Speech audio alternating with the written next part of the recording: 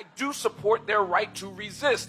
Looting, raping, killing, kidnapping, destroying, suicide bombing is not an act of resistance. It is barbaric. It is barbaric. So you can call me TikTok watcher, you can call me Gen Z, you can call me arrogant. What you can't do is respond to the facts. What facts? Well, you know, what facts? To be fair, we need facts, and that's what I was kind of asking you about. So, well. The fact that I was born there and you weren't? The fact that you have a second-hand knowledge? No, the fact that the fact that you think saving human life is treason? Palestine was never born. How can you free it? She's been there only for a visit, and maybe she had some falafel sandwich, you know, and she really was blown away of the Palestinian experience. There is no such a thing as Palestine.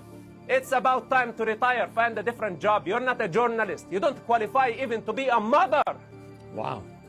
Well, you know, this is Abi's desperate attempt to discredit me. I'm a man of the field. I fought against Hamas as part of legitimate intelligence organization, against savage group that were targeting civilians in suicide bombing attacks, waves of suicide bombing attacks that they killed people indiscriminately. So Abi today want me for some reason to apologize for saving human life because my truth challenges her convenient truth. Abi does not have the authority. She's just a self-appointed low-grade journalist. How can you be a journalist and you call this a genocide, ethnic cleansing? And she just keep repeating ethnic cleansing, genocide, colonialism, etc. None of it is real, including Palestine. It's only in your head. None of it is existential. Palestine was never born.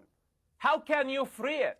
It was never there. It's just a colonial entity, and some people choose to make it into a national identity. And this parrot has been just repeating Hamas propaganda. Marwan Barghouti that she's talking about him, she never met him. I knew Marwan before he got to power. He's a criminal. He killed 5 people. He has blood on his hands. He cheated on his wife. He has a secret son that he never revealed it to the public. Of course, I can criticize him, and I can criticize all the criminals that I know personally. She's been there only for a visit, and maybe she had some falafel sandwich, you know, and she really was blown away of the Palestinian experience. There is no such a thing as Palestine. It's about time to retire, find a different job. You're not a journalist. You don't qualify even to be a mother. Wow. First of all, if you want to take personal aim, I can take you on a rabbit hole that you will never get out of it. Sure. Go ahead. I have been patient and respecting you. You know why? Because you're just an arrogant student with no knowledge, with no life experience, advocating on a very dangerous cause, being a useful idiot in the hands of terrorists, creating trouble, putting encampment, breaking the law, advocating on behalf of a terrorist organization designated by the American law as a terrorist organization, makes you a terrorist. So if you want to talk about personal things, you challenge me for doing a legitimate work for a democracy to save human lives, and you want to reduce my effort to say that I got paid 10 years fighting and chasing after terrorists who blow up, killed Americans, Israelis, Arabs, Muslims, all type of people indiscriminately. Do you think you can sit here and judge me? And you don't have the authority to sit there and judge, tell me I took money or I did not take money. This is not your business. So you can call me TikTok watcher, you can call me Gen Z, you can call me arrogant. What you can't do is respond to the facts. What facts? Well, you know, what facts? To be fair, we need facts, and that's what I was kind of asking you about. So, well. The fact that I was born there and you weren't? The fact that you have a second-hand knowledge? No, the fact that you think saving human life is treason? You're just taking the side against Israel for killing Gaza children, ignoring the reality that Hamas is using them as civilians, as human shields. And I've been telling you this from day one, that you have been used by Hamas They want you to cause chaos. They want the global chaos. They want to put pressure on the US government, on the Israeli government, and all other democracies. They want to bring the civilized world to its knees from those ugly images that we see from the war. But Israel did not initiate that war on October 7th. Hamas did.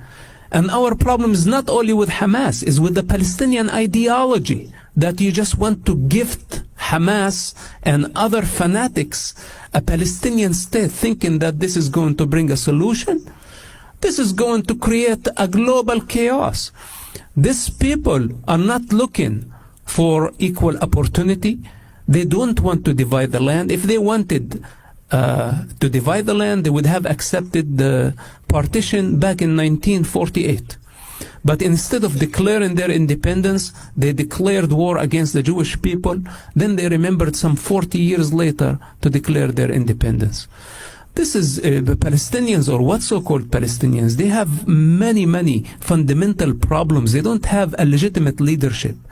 You know, you tell me about the camp, and like you speak on behalf of all the encampment in the United States. You run only a camp here at UCLA. There are other encampments. You are not in charge of them, and they did not even elect you as a leadership. You don't have a moral compass. You don't have an objective out of this thing. You just go in a revolution for the sake of revolution, intifada, and you don't have a resolution. Where are you getting? What's the next shore? So fundamentally, we have a problem with Palestine. Before we resolve this issue, we need the Palestinians to decide what they want. First of all, what's their constitution? What's their agenda? What's their leadership? And will they drop violence as a method? Will they accept Israel's right to exist? Then after that, we can have a dialogue, and there can be a solution. But as long as they want to annihilate the state of Israel, kill their own children, sacrifice civilians only for your sympathy and the rest of the world's sympathy, then this cycle of violence will never end. Wow, where do I begin? To analyze the mental state of this self-proclaimed savior of the Gaza children. He really touched my heart. Who authorized you to speak on behalf of the Arab children of Gaza? Who authorized you? You just did. You've never been there. You don't care. So am I And now you think you hold the higher moral ground. You don't. I do. You're not the savior. You always need a victim in order to pose as the savior. You're not the savior. First, learn how to control yourself. Learn how to control your tongue buds before you try to control the world. It's a big situation in Gaza. All of us are heartbroken for the death of the children of Gaza. All of us. That includes Israel. Israel considers what's happening in Gaza a tragedy. It's a tragedy made up by the terrorists that you sympathize with, that you want to validate and legitimize. Then we will have to deal with the chaos that you create, your emotional being, going all over the place. Who authorized you to speak on behalf of the Gaza? Nobody did. You did. You self-proclaimed, just like Mahmoud Abbas, just like Yasser Arafat, just like all the Palestinians who have been feeding on the pain of the Palestinian children. You are a parasite, a bottom feeder. This is what you are. So before you speak against the prime minister of a democracy and accuse him of being a terrorist, you need to look at yourself in the mirror. You have been supporting Hamas, and it's recorded against you for eternity. So don't play the game now that your fight is for the children in Gaza. This is not your fight. You know who's fighting for the children of Gaza? The IDF. That is killing Hamas. That is uprooting Hamas so the children of Gaza can have their freedom after 36 years of slavery. Those are the ones who qualify to speak on the topic, not you sitting in your comfort. And you want to have an opinion about it. Right, this is the problem that we have dealing with. Scumbags like this. All right, let me. In Gaza is not a genocide, it's collateral damage. It's the use of human shields that has been justified by Omar and many advocates on behalf of Palestine who think that the use of human shields and kidnapping people and raping and looting and the calls for annihilating of a human race is a form of resistance. Baseless. I've never This is justified their, any of these you things. shut up. You shut up, it's my turn now. Yeah, So yeah, now, by all means, yeah. the thing Unhinged. is, Go on with your they unhinged rambling. Go for they it. invert the narrative. They invert the narrative. Every time they suffer a defeat, they call it a genocide. And we say, no, there is a big difference between defeat and a genocide. You started this war and you killed Jewish people on October 7 by the name of Allah, not by the name of Palestine. Then the entire Muslim world backed Hamas in a global offensive against the Jewish people, a small minority that is resilient to time, with overwhelming evidence in relationship to the land, the only indigenous people to the land who did not oppose allowing the Arabs to stay in the state of Israel. This is why we have 2 million Arabs in Israel. So now, No. to accuse I'm sorry, Israel that's of ridiculous. ethnic cleansing, Israel was to established by accuse ethnically Israel of cleansing genocide, Palestinians. That's how while they you became are a the Jewish state. perpetrator. You are the perpetrator. Why are you interrupting me? I listened to your false narrative all the way until the end. No, no, no. Go So ahead. this is the Yeah. time to sit down and listen. Carry on. Sit No, down you're right. and Carry listen. on. You support their right to resist. And if you want the resistance to stop, then as I said at the beginning, I say at the end, justice is always the precondition of peace. And what justice looks like, which is your question. Thank you, my friend. I knew you wanted to know. Yeah, well, listen, what you call resistance, looting, raping, killing, kidnapping, destroying, suicide bombing, is not an act of resistance. It is barbaric. It is barbaric. You need to call it for what it is. I had the final word. The Nakba, the ethnic cleansing, the genocide, all this type of allegations is the failing attempt of the loser that wants to turn defeat into something else. It's a culture that is based on honor and shame, not right and wrong. It's very shameful, and it has been for the Arab leaderships to just accept defeat. And if you don't accept defeat, you can never know victory, by the way. So they call it a Nakba. It's a disaster. But who's responsible for that disaster? Was it the Arab miscalculation when Israel was extremely outnumbered and they came with this inflated Arabian ego thinking that they are going to make the Jews into a food of the fish of the sea? They used to say, you know, Arabic, تَجَوَّعْ يَا سَمَكَ الْبَحْرِ. This was the slogan, marching towards to annihilate the Jewish people. It was a big shock. My grandmother was asked to evacuate her farm as hundreds of thousands of Arabs left their farms because the Arab armies told them, you must evacuate. After we cleanse the land of the Jews, you can return to your homes. I don't need the United Nations to come educate me about anything because my grandmother is an eyewitness and she gave me her experience. This is what they told her. This is why she left her farm, because she was afraid to get caught up in the war. And the Arabs lost the war, and my grandmother never returned back to her farm. But you know what's amazing? My grandmother started her life again in the village of Bir Zayt near Ramallah and was able to start over and be very successful, sent all her children to get education. And what's remarkable about her? She never spoke anything bad about Israel. She never used the term Nakba. She never used the term occupation or colonialism. For her, it was a loss, and I think deep in her soul, she knew that the Arab armies misguided the entire population, Arab population. They weren't Palestinians at that time. So when we talk about Nakba, catastrophe, whatever they want to name it, it's just a concept. Who's responsible for that, in my opinion? The Arab arrogance.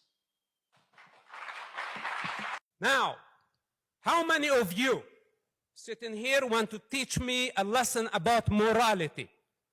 If you knew about October 7 attacks, any of you, raise your hands. If you had information about Hamas attack on October 7, Would you report it to the authorities? If you do, raise your hand. Sit down. Less than 5% in this room raised their hands that they would report a massive terrorist attack that targeted civilians indiscriminately. That includes Arabs, Muslims, Jews, Christians, peaceful farming communities on October 7, ethnically cleansing 20 Jewish communities because of their ethnicity and because of their religion. What's happening in Gaza is not the same, because you are the one who's taken the side of terrorists, knowing exactly your role, and you are enjoying it. But at some point, you will have to deal with the consequences, because everything is recorded against you. Speaking of settlements, or what so-called settlements, those are cities of hundreds of thousands of people. This was the result of the 1967 war, when the Arab countries united wanted to annihilate the State of Israel.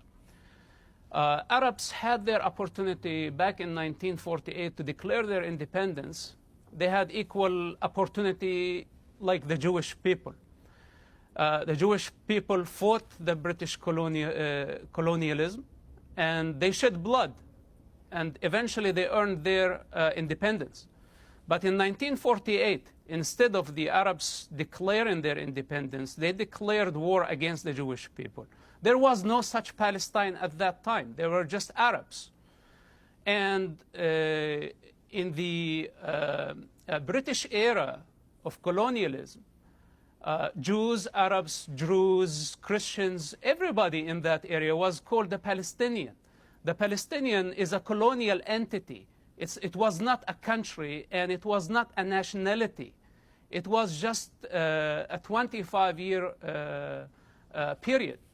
So now, when we convinced ourselves that we were Palestinians because of Yasser Arafat wanted us to be Palestinians, the chaos had begun.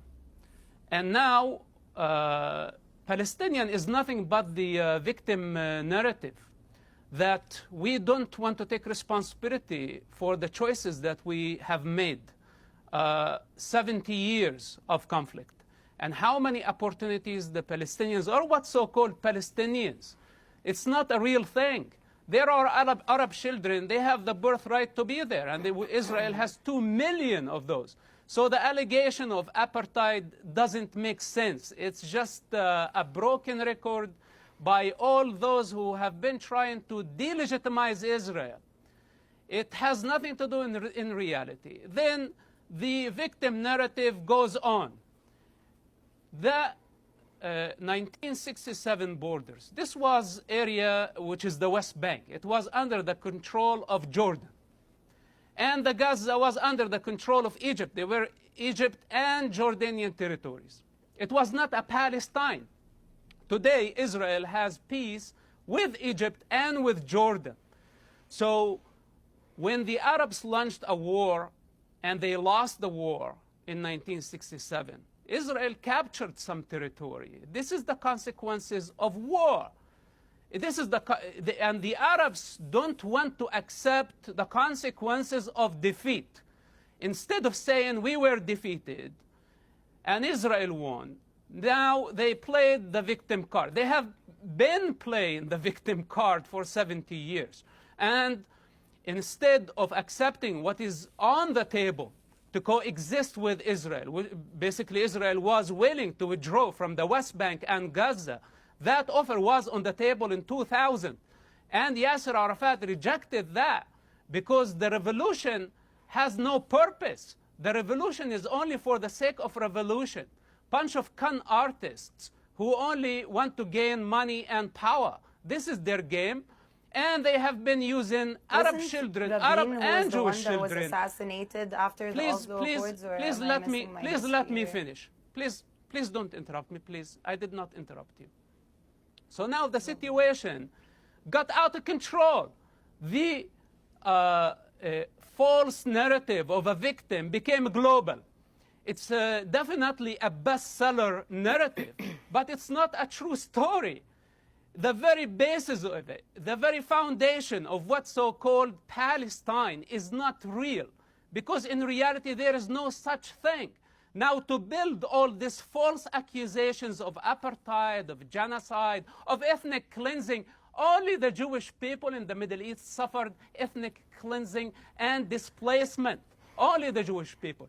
The Arabs did not suffer the same consequences of the 1967 war, because Israel did not force them to leave the territory after the war, while Egypt, your country, gave the Jewish people a 24-hour notice to depart Egypt. But the Jewish people did not do the same towards the Arabs. And this is how we have 2 million Arabs in Israel. So all the accusations, they're just baseless.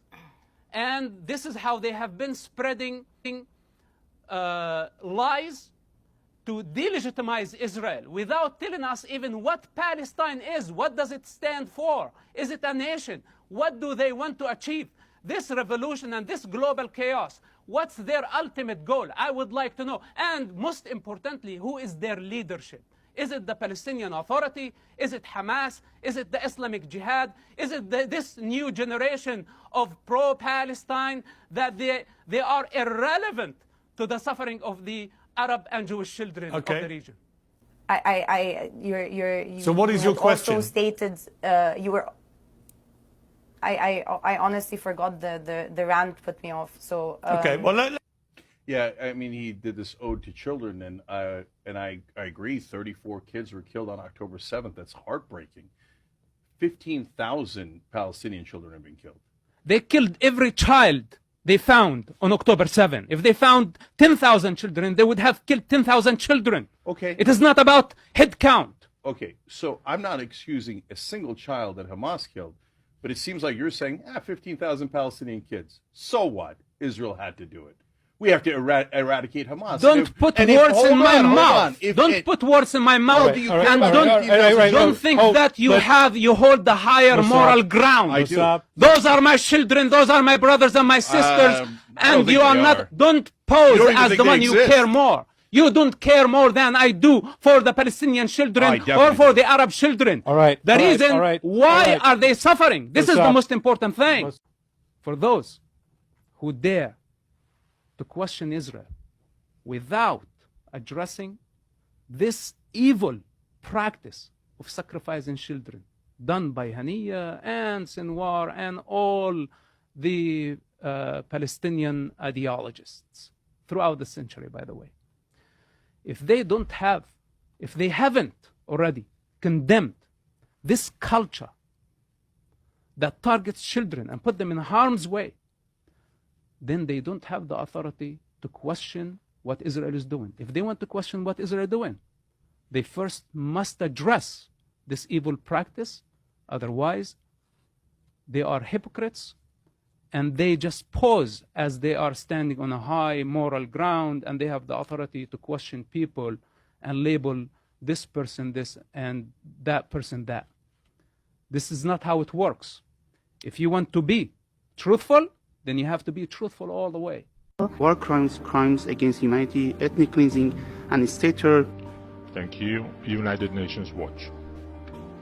Shukran, Sayyid Rais. I take the floor on behalf of the UN Watch. My name is Mus'ab Hassan Youssef. I grew up in Ramallah as a member of Hamas.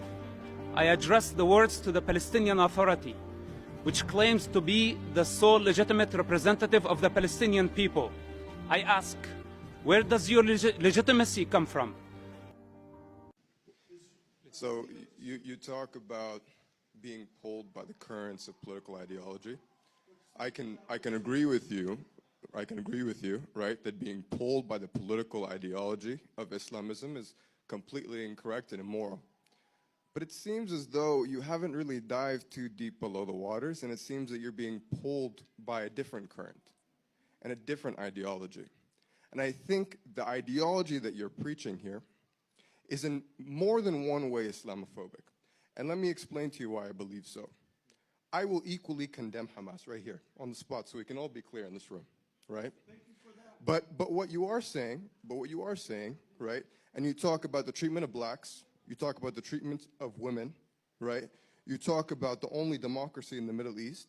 You talk about Arab inability to forge nations, to forge countries. You talk about the lack of existence of a Don't only Palestinian. talk about it. I support it. I understand. That's you're making my point for me. Thank you. You talk about the lack of existence of a Palestinian identity, and with all due respect, I know you're Palestinian, or some would say that you are. So you have a right to, disavow yourself of that. But you do not have a right to tell other people that their identity does not exist. I believe that it is incorrect, it is immoral to say what identities do and do not exist, to dictate. That is almost the definition of being a bigot, right? And I'm not trying to name call right now, I'm just trying to call it how I see it, right? And so if we can both agree that we're going to condemn Hamas, but also equally refrain from being Orientalist, refrain from being Islamophobic, then we can have a productive conversation. But I am sorry, sir, your rhetoric is inflammatory. You trade in fear. You trade in fear. Now you're accusing me. One You're more, last accusing point. me. Closing point. It's your point to just accuse me. Closing point. Okay. I'm calling it how I see it, so feel free to retort. But this is my last point. So Samuel Huntington has this idea of the clash of civilizations, right? And I saw you spoke to Sam Harris. Sam Harris subscribes to this idea as well. But you portray this idea of the Islam versus the West. Islam versus the West. And I think this is a very, very dangerous idea. If we're both talking about Islamists, right, we can kind of get on the same page. But you say Islamist, but in your rhetoric you describe the Islamic civilization generally, proper, right? So let's just make sure we're getting clear about that. But I think that is inflammatory. I think that you're trading in fear, and I think that is very, very harmful. And that's just what I wanted to say. Thank you. Yeah, well, look, you can call somebody who's not familiar with a phenomena that they have a phobia of that. Like someone has phobia of something that is unknown to them. You can say that. You can say this about anybody who did not grow up in that region. But as someone who went to a Sharia school, someone who memorized huge portions of the Quran, someone who speaks the classic Arabic, someone who studied so many Islamic denominations, you cannot accuse them. Are you listening to my answer? You see, you're busy right now, right? Suddenly you're busy. Listen, I heard exactly what you had to say, and I agree. Islamophobic. But you want to debate me right now? Maybe after. But you want to debate me? Then you need to listen to me until I finish. Please. Sit down. Sit down and listen. Okay. So I speak on experience, long experience, much longer experience than your experience combined. Not to reduce you, but have you been to a Sharia school? No, but I lived. You haven't. Have you studied the Sharia? Have you studied the Sharia, the 4 major books of legislation? Have you studied them? Not fully in depth, but I understand Sharia. I've studied Sharia, yes. So name the 4 main sources of Islam. Why you cannot do it? You said that you studied it. When you have Sharia, you talk about Sharia jurisprudence, you have... I need the sources. There are 4 main sources of Islam all Muslims agree on. What are the 4 sources? You have Sunnah, you have Hadith, right? You have Quran, right? That's not it. That's not it. You forgot Qiyas and Ijma'. So please sit down and listen. Please sit down and listen. I don't have phobia of Islam. I was born in Islam. You cannot tell a cub that they have a phobia of cats. Because this is their environment. You know, you tell somebody who never been to the situation Islamophobic. But I, as a son of the religion, I don't have a phobia. I have the right to rebel. I have the birthright to rebel. I tell you something. I don't mind speaking to him after the event if this is what he wants, okay? And I don't mind actually debating someone. But the thing is, when you accuse someone, you must support. You know, you accuse me of Islamophobia. This is a big accusation. How can be Islamophobic if this is my natural environment? You know, you cannot tell a fish that a fish is afraid of water. You know, why don't this you have the nonsense. last word? Let me just respond very, very quickly. I don't believe that Islamophobia is a helpful word, right? I think bigotry towards Muslims may be a better one, right? But I'm just using the word that most people understand. When I say that, people know what I'm talking about, right?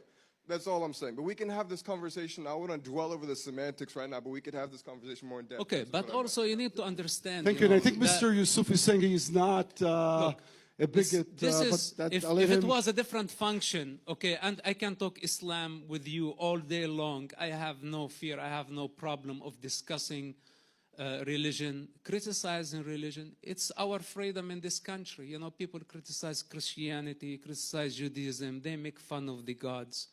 Why cannot I make the fun of the gods, you know, that I was brought up? But anyway, this is not the right place. Look, I don't want to be offensive. I don't want to be offensive to anybody, but thank you for bringing the topic. We were focusing on Gaza. You tell me that you're from Sudan. You're about like 2,000 miles away. Have you ever been to Palestine or to Israel? You've never been there. So you shake your head when I said the black situation in the territories in denial, but you've never been there. Okay. Look, man, I like to build bridges, but false accusations I don't like. And I don't like hypocrisy. I like free people who don't hide in the crowd. I'm sorry, we're really